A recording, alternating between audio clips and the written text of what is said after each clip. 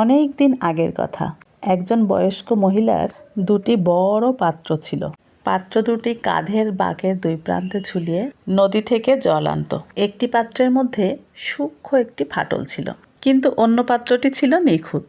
নদী থেকে জল আনার পর একটি পাত্র পুরোপুরি জলে ভর্তি থাকত, অপরটি অর্ধেক জল পূর্ণ থাকত। এভাবেই পুরো 2 বছর ধরে ভদ্রমহিলা 1.5 পাত্র জল নিয়ে বাড়ি ফিরতেন। অবশ্যই নিখুঁত পাত্রটি তার পূর্ণতার জন্য গর্বিত ছিল, কিন্তু বেচারা পটকা পাত্র নিজের অপূর্ণতার জন্য লজ্জিত ছিল এবং তার মনে দুঃখ ছিল যে সে কখনোই পুরো জল বহন করে আনতে পারে না। 2 বছর পর খুঁতযুক্ত পাত্রটি বৃদ্ধার কাছে খুব দুঃখ প্রকাশ করে বলল যে, আমি সত্যি সত্যি নিজের অক্ষমতার জন্য লজ্জিত। আমার যা করা উচিত ছিল আমি সেটা কখনোই করে উঠতে পারি না। আমার ভেতর একটা ফাটল আমাকে আমার কাজ করতে দেয় না। বৃদ্ধা মুচকি হেসে বললেন, আচ্ছা, খেয়াল করেছো তোমাকে যে রাস্তা দিয়ে নিয়ে আসা হয় সেই রাস্তার 2 পাশে কত ফুলের সারি? আমি তোমার ত্রুটি জানি।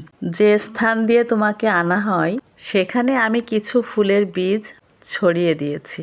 বীজ থেকে গাছ হয়েছে, আর সেই গাছে রং বেরঙের ফুল ধরেছে।